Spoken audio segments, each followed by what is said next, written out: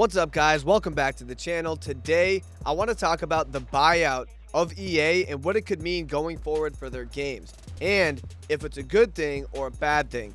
The Saudis, among others, just bought EA, and it could potentially mean that there will be some changes within EA in the next couple of years. But I want to go over who's involved in the buyout, why did this even happen, and what it means for us gamers who still play games published by EA.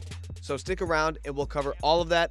Thank you guys for tuning in. You know what to do if you like the channel. You know what to do if you like the video. And with all that aside, let's get right into it. So it's been quite the fourth quarter so far this year as Call of Duty ramps up to go toe-to-toe with Battlefield, and as Battlefield looks to grab as many COD fans and bring them into the light. But generational beef aside, there's been a major change in the gaming space lately, and that's EA being bought out in the world's largest buyout by private firms, which means they're going to be taking the company private. It's not going to be a publicly traded company anymore, which means there's not going to be a lot of pressure to do better every quarter. There's going to be some pretty hefty long-term investments from what I can tell, but we'll get into all that later. So this sale is coming in at 55 all the way to 55. billion dollars, and yes, that's a lot of billions. EA is one of the biggest publishers for video games in the world, so yes, it's going to have a very pretty price tag. And the three interested parties that are coughing up that amount of billions is going to be the Saudis, the Saudi Public Investment Fund. There's also Affinity Partners, who's run by Donald Trump's son-in-law, Jared Kushner, and Silver Lake Partners, and they're all just big asset managers, money movers, shakers and movers in the business game. Affinity Partners and Silver Lake, they are kind of in this thing, in my opinion, in kind of like just a business standpoint. But the Saudi Public Investment Fund, who has the majority stake of this game now, is them. Part of their thing right now is trying to diversify away from oil. They've been doing that for a long time. They kind of realized you can't just have an oil economy. And so I think it's actually kind of interesting that the Saudis are buying EA, because they actually have kind of a vested interest in it doing well, because they're expanding into esports. They have the esports World Cup, which is in Riyadh. I think that's how you say it. Riyadh. Sorry if I'm saying that wrong. So where Silver Lake and Affinity Partners have this as more of a business transactional dollar signs type agreement, the Saudis have this as part of a grander vision for their country, where they're getting into the gaming industry. They have esports going on. They want to just branch out economically, and buying EA was just the next step for that process for them. And that's, I think, the why for it. I think that kind of answers why this took place. And as for why EA was being sold in the first place, I couldn't pin down any specific thing when I looked into it. Maybe one of you guys could leave a comment if you guys know what happened or why, but when I looked it up, I couldn't really figure out exactly why it was sold in the first place. I kind of believe maybe it was because it's kind of not that great in the public's eye anymore. Like EA has been they've kind of brought a lot of political things into games they've published lately, like with Dragon Age, the Veilguard. They had just like a lot of stuff, and a lot of the community was upset with a lot of that, and I didn't really care. I don't play those games, so it's like I didn't really have a say in that or not. But I guess maybe you could see it as them wanting to just kind of have EA be just like a different thing in the public's eye. And I mean, EA has been voted the worst company before, I'm pretty sure, in America. So yeah, right here it says, since the 2010s and before, the video game company Electronic Arts has been at the center of numerous controversies involving acquisitions of companies and anti-consumer practices in their individual games, as well as lawsuits alleging anti-competitive practices on EA's part when signing sports-related contracts. In 2012 and 2013, the company was named Worst Company in America by Consumerist, while it was named the 5th most hated company in the United States by USA Today in 2018. So, I mean, you can't really blame whoever wanted to sell the company if it's got that type of reputation. I mean, if you can get rid of it and just kind of slowly walk away and just not have to deal with the most hated company in America anymore, that's not the worst thing. So the company is being taken private, which means it's not going to be a publicly traded stock anymore, and it's not going to have all sorts of investors looking for returns on their investments, which is usually how things go in the business world when a company is public.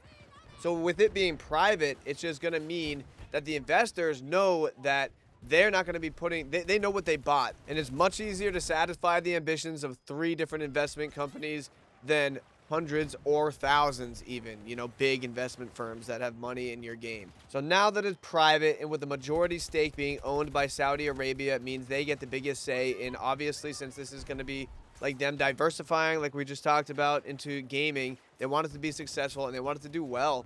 They're not going to just kill it. They're not going to want to let it die. They want it to do really well for them. And they don't have pressure from outside investors to make their games in certain different ways that all these investors want.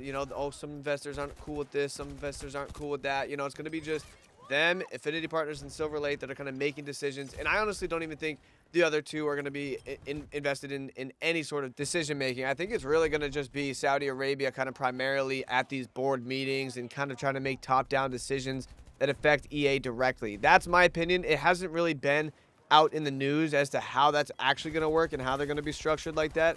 That's just kind of me speculating, but I believe that's going to be what the case is. So with Saudi Arabia involved and a company that's headed up by Donald Trump's son-in-law, one might ask, is that going to have any negative influences on games and game developers that don't really agree with those types of sets of values that those companies have, the Saudis and the Affinity Partners? Like, that's definitely a question that is very valid at this point. Right now, I'm sitting in the camp that they're not going to do anything drastic and shut studios down entirely, even if it's kind of some sort of political disagreement between studios and the new owners. And I don't really think they're going to get involved with that type of thing right now. And honestly, they're not even getting the sale through until 2027. So we have a couple years until the sale even finalizes.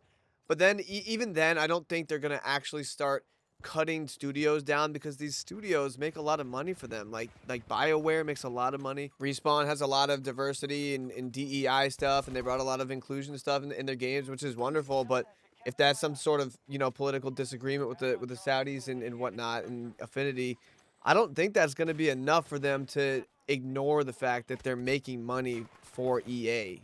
Apex Legends makes a lot of money in microtransactions. There's still hundreds of thousands of people that play that game and buy stuff all the time. So I don't think they're gonna start shuttering studios and make drastic changes just because they might disagree politically. I don't think the Saudis are that dumb. I think they want to make money and improve these things and not shutter studios. And maybe we might see a little bit of pressure to not have things be so in your face. And that's a debate for a totally different video.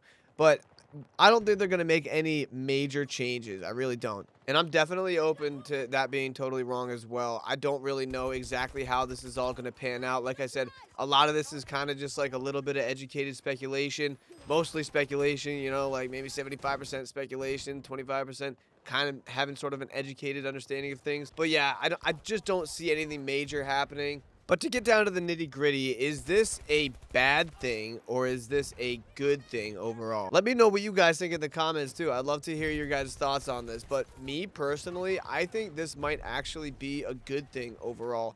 And strictly because the company is going to be taken private and it's not going to be publicly traded, and there's not going to be all sorts of investors looking for their money back and making returns on their investments and all that. Because when making money becomes the only thing for your existence, for your company's existence, is to just make more and more money each quarter, you start focusing less and less on actually making the game a good experience for the gamers. You just want to extract as much wealth as possible from your community. And that's just totally wrong. And I think taking the company private will kind of give EA a little bit of breathing room from outside pressure from investors to make more and more money. I think, hopefully, this is just my pie in the sky, like, hope here, is that maybe that means EA can start, publishing games and pushing pressure on these studios to make actually good games again and focus on not just deadlines and all that stuff and meeting quotas and making money. Like, hey, let's focus on making good games, and that will be our return on the investment. We'll make the good games, we'll make the money from them, because some of these game sales have not been that great.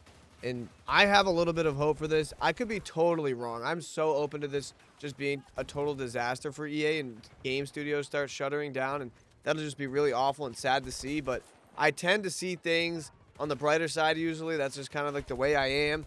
I'm a glass half full kind of guy, and I think I'm a little bit optimistic about this. And yeah, I would love to hear your guys' thoughts on this. I would love to hear what you guys think about what could happen with EA because of this buyout.